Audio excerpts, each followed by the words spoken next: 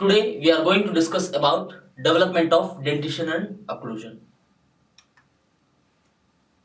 Around 6th week of intrauterine life, the oral ectoderm will be transformed into a horseshoe-shaped thickening. We call it as dental lamina. It happens around 6th week of intrauterine life. This is the basic development of teeth actually. This dental lamina will give localized thickenings called as enamel organs, which are 20 in number. These 20 localized thickenings called as enamel organs will develop into 20 deciduous teeth. This dental lamina shows extensions lingually, which gives rise to succedaneous permanent teeth, whereas the distal extensions of the dental lamina will lead to development of teeth which are present distal to the deciduous dentition. That is, dental lamina will directly give rise to deciduous dentition. The lingual extensions of dental lamina will give rise to the succedaneous permanent teeth, that is incisors to premolars, whereas the distal extensions of dental lamina will give rise to the molars. Okay. Now, when you look into the development of teeth, I told you the dental lamina shows localized thickenings called as enamel organ. This enamel organ will undergo a sequential stages of development to get transformed into a tooth proper. These stages through which this enamel organ will go through are: initially we can see a bud-shaped enamel organ, later on which will develop into a cap stage, then early bell stage and late bell stage. Finally, we have the formation of root from Hertwig's epithelial root sheath. Once the root is formed, the apex will be completely transformed to accommodate the nerves and vasculature through the apical foramen. This is how, from the dental lamina, the teeth develops, both primary as well as deciduous teeth develops through a sequential stages of bud, cap, early bell stage, late bell stage, formation of root and formation of apical foramen proper. So this is grossly based upon morphology of the enamel organ. There are stages like morphodifferentiation, histodifferentiation, cementum formation. All these, when we take the histological perspective of tooth development, which is not necessary from the orthodontic point of view. So only thing you should remember is oral ectoderm gives us to dental lamina, which in turn gives us to teeth, which are developed through a series of processes involving change in the shape of the enamel organ, later on transforming into tooth proper, having enamel, dentin, cementum, pulp, root and completely formed apical foramen accommodating the nerves and blood vessels.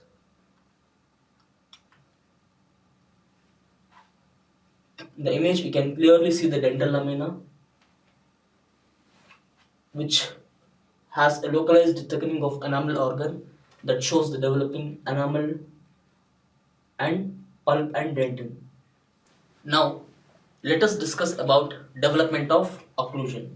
What is the meaning of occlusion? Occlusion literally means closing up. Okay. When we take the development of occlusion, we have this can be discussed under 4 stages. One is gum pad stage or pre-deciduous dentition stage. The second one is the stage of deciduous dentition.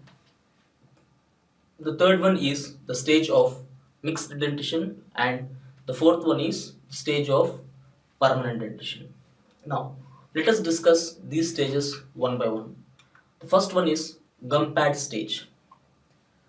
What is a gum pad?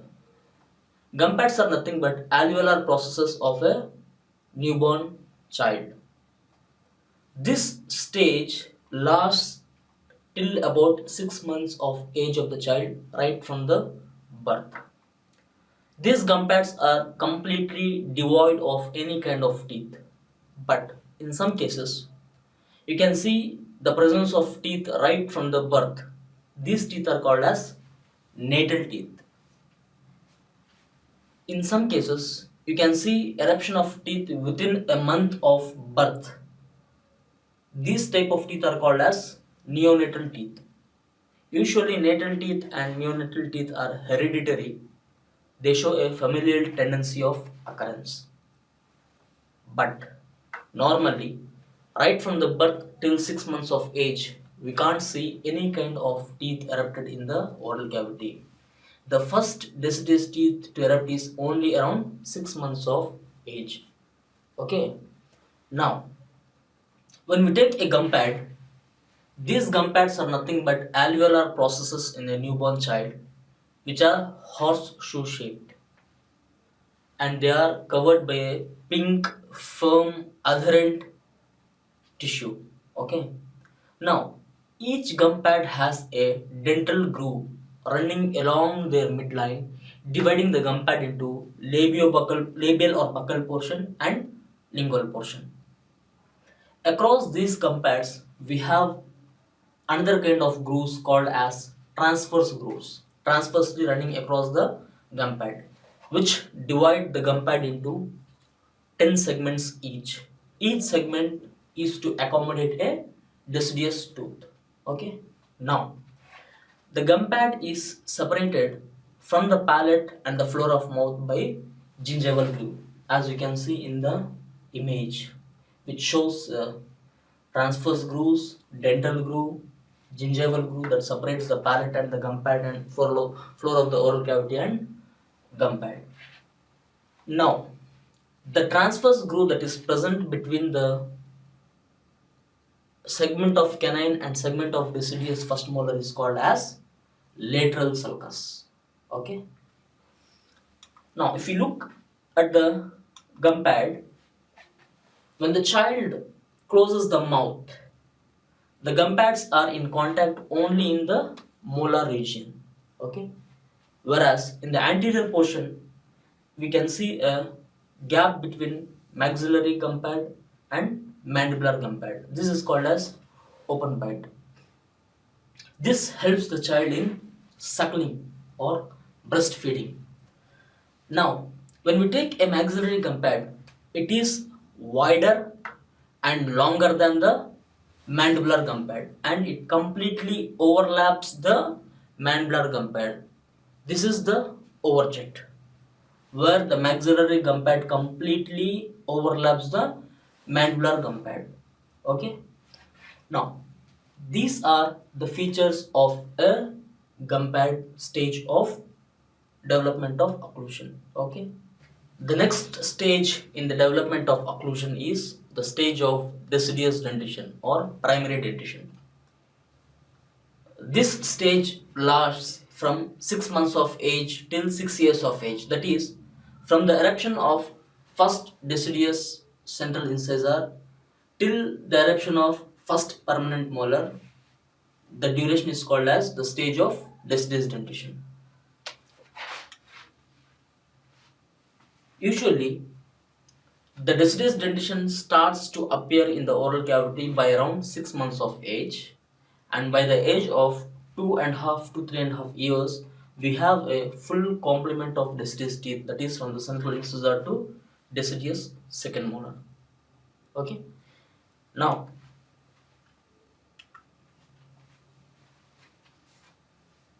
once the deciduous dentition full complement is in the oral cavity till the eruption of permanent molar, first permanent molar, that is till 6 years of age, that is from 3 to 3.5 years of age till 6 years of age, the dentition is completely a deciduous dentition and it is relatively stable. There are no changes that are taking place except the growth of the mandible and maxillary arches with respect to their length and width. Apart from that, there is no change in the dental component of the dental arches.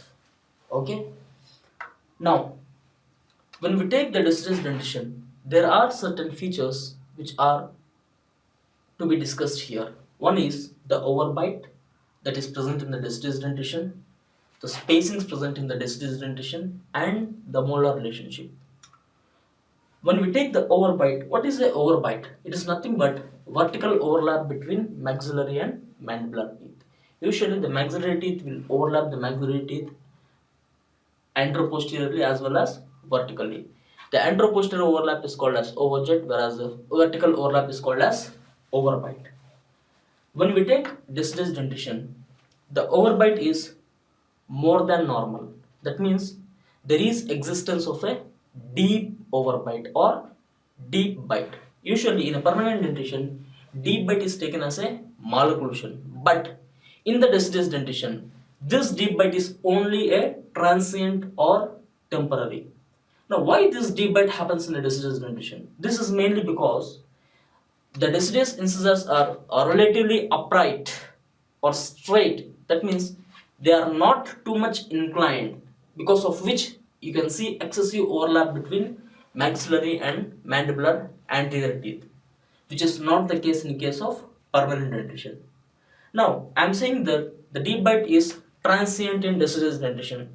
Now, what makes it temporary, or in the other way, how does this deep bite relieved as the child grows?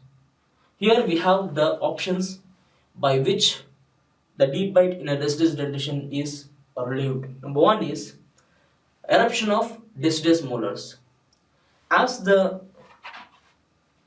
time lapses, you can see eruption of deciduous molars. When you take the maxilla and mandible, maxilla is stable, whereas mandible is a mobile jaw. As the molars get erupted from the mandible tends to open up in a downward and backward direction. Now what happens to the vertical overlap between incisors? Automatically, the overlap which was supposed to be like this, with the eruption of deciduous molar, the mandible tends to shift downward and backward, and the bite will open, which will lead to resolving of deep bite. This is one way. The second way is attrition of deciduous teeth. The incisal edges of deciduous incisors will gradually attrite. This is by one interesting thing you can notice in children is they will constantly tend to clench their anterior teeth. They will, they will try to bite or repeatedly clench on the anterior teeth. This process will lead to grinding of the incisal edges of deciduous incisors, leading to reduction in their vertical overlap. This is the second way by which the deep bite in deciduous dentition will be resolved. Now, the third way by which the deep bite in deciduous dentition is resolved is by continuous downward and forward growth of mandible. As the jaw grows in a downward and forward direction, what happens? The bite will be opened up and the vertical overlap between maxillary and mandibular incisors will be reduced. Okay, this is how the transient deep bite will get resolved as time lapses or the age of the child advances. Okay, the next important feature of deciduous dentition is spacings. You can see generalized spacings between deciduous teeth. These spacings in deciduous teeth are, they are actually a normal thing. It's not a malocclusion. Now, what is the importance of these generalized spacings in deciduous dentition? When we look into the permanent teeth, their size is larger, whereas the size of deciduous teeth is smaller. The spaces between these deciduous teeth will be utilized for accommodating the large succedaneous permanent teeth. Okay, a deciduous dentition which has good amount of spacings is more likely to proceed or develop into a permanent dentition which is well aligned. If the spacings between deciduous dentition is absent, then you can assume or you can forecast that some amount of crowding is going to occur in a permanent dentition. So spacings in deciduous dentition is normal. Its presence will lead to good alignment of the succedaneous permanent teeth, whereas absence of spacings in the deciduous dentition will lead to occurrence of crowding in the permanent dentition. Now, what are the localized spaces? These are nothing but we have something called as primate space. These are seen in primates. Okay, it's nothing but The space which is present mesial to the deciduous maxillary canine and distal to the deciduous mandibular canine are called as primate spaces.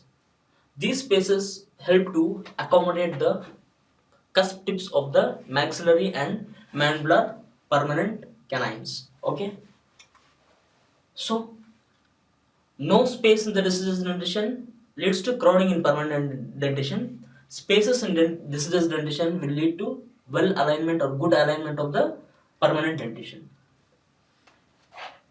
Now, one more important feature of the deciduous dentition is the molar relationship. We need some reference plane in order to establish a molar relationship in deciduous dentition. This reference plane is nothing but the distal surface of deciduous second molar of maxillary and mandibular dentition. Okay, so the distal surface of deciduous second maxillary or mandibular molar is called as terminal plane. So, based upon the relationship of terminal planes of maxillary deciduous second molar to mandibular deciduous second molar, we have three types of terminal plane relationships which is given by Bomi. One is flush terminal plane relationship. The second one is mesial step terminal plane. The third one is distal step terminal plane. What is flush terminal plane relationship?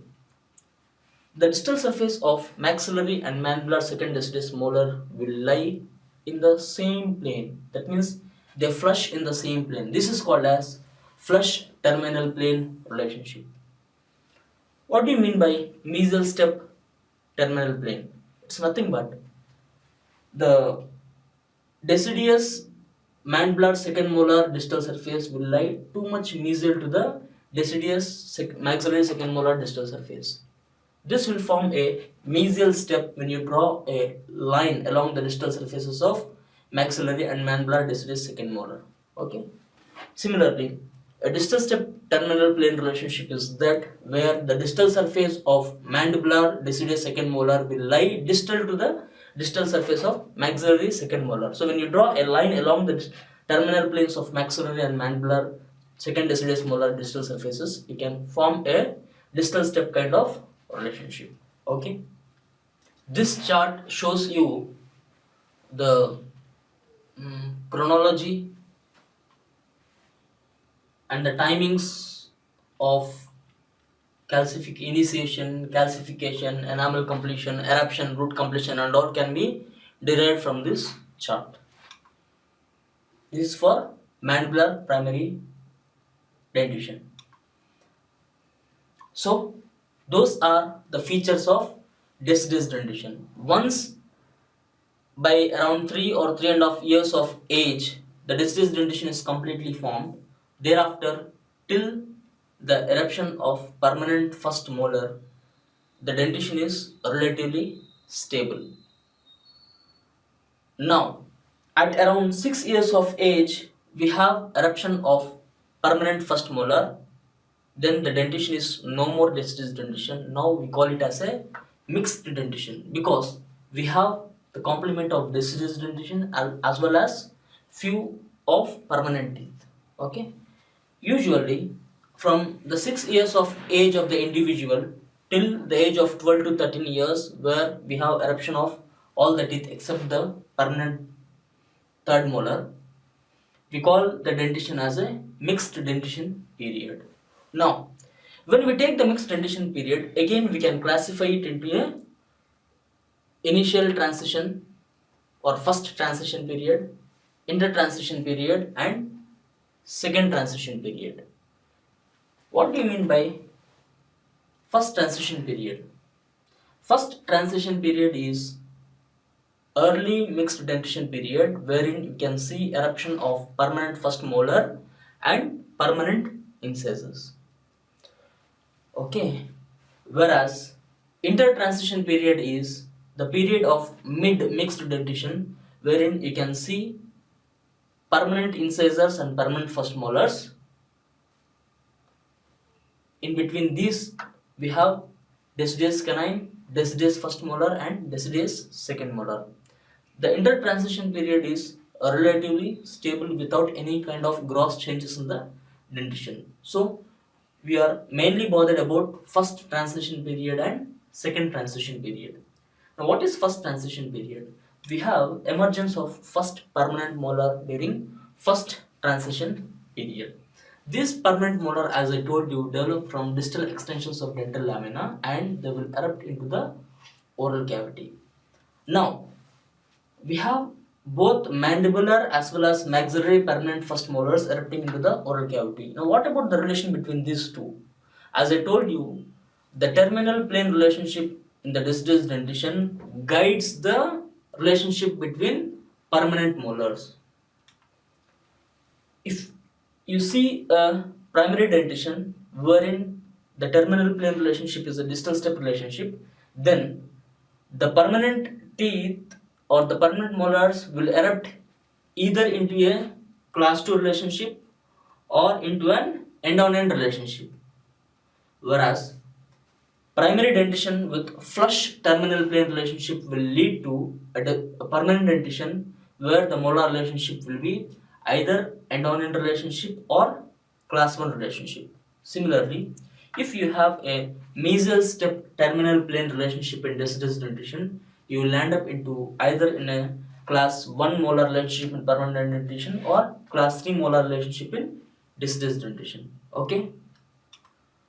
Now, the second important thing of first transition phase is eruption of permanent incisors. As I told you, the permanent incisors combined mesiodistal width is more than the combined mesiodistal width of deciduous incisors. This size difference is called as incisal liability. The incisal liability for maxillary teeth is 7 mm, whereas for the mandibular teeth is 5 mm. Now, from where does this 7 mm of extra space provided in the maxillary arch and 5 mm of extra space provided in the mandibular arch?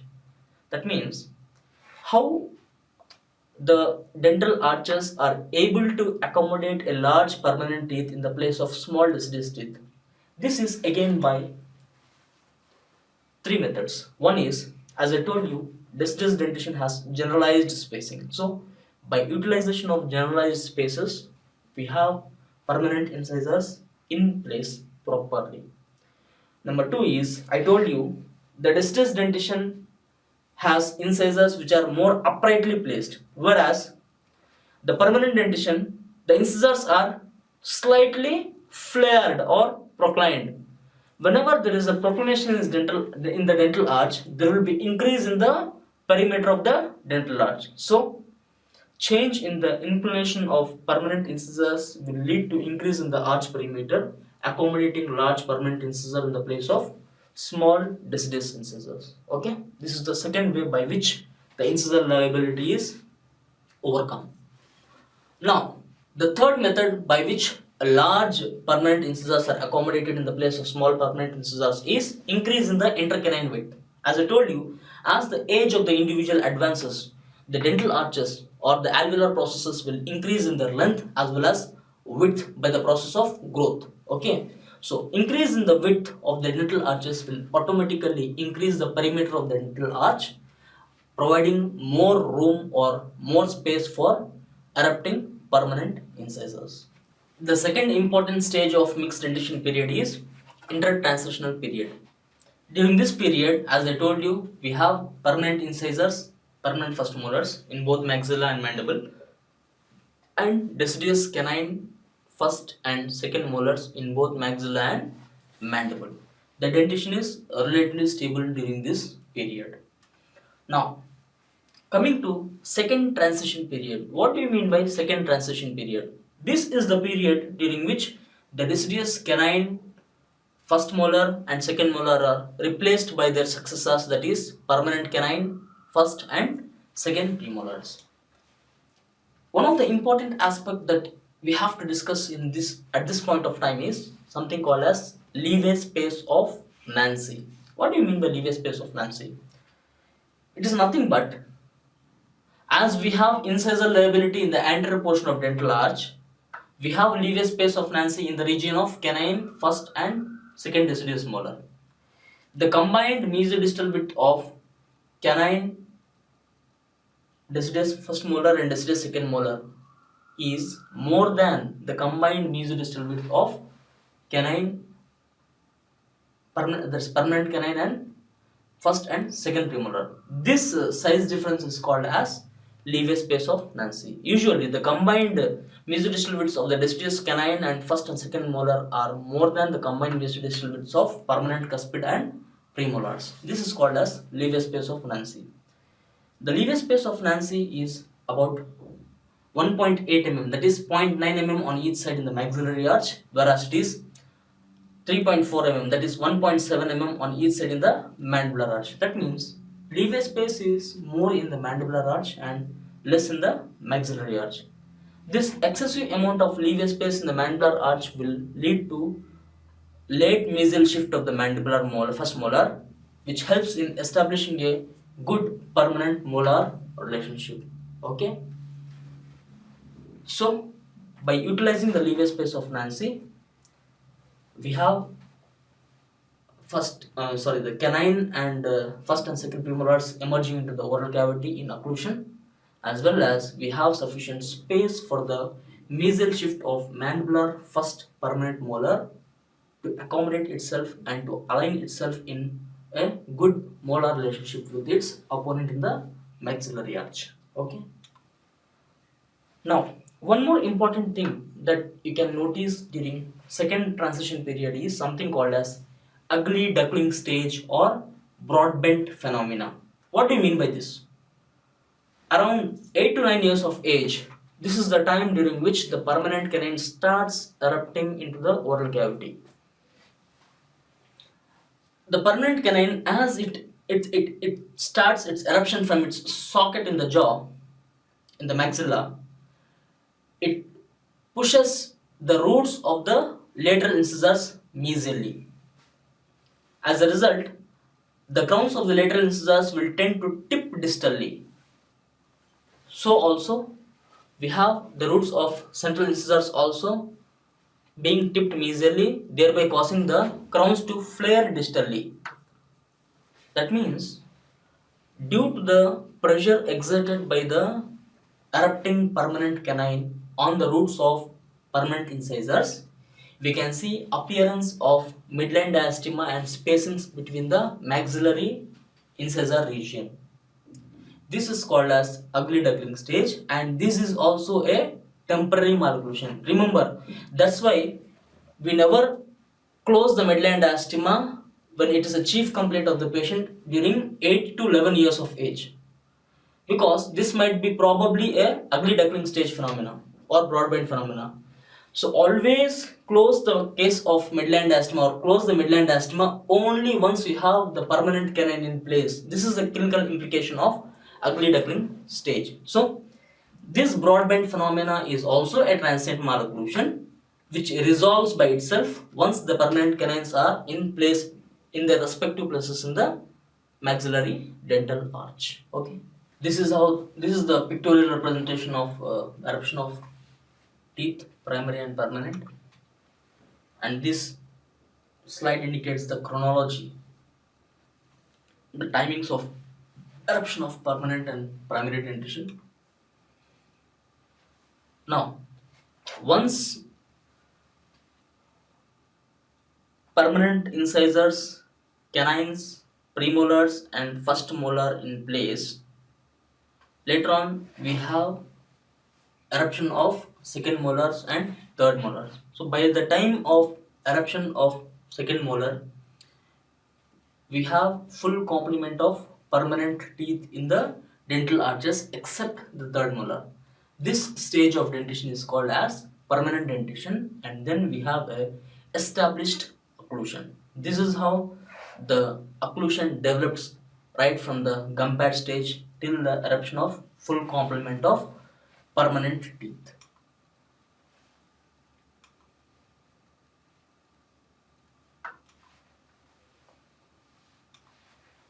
So, once we have a full complement of permanent dentition in place,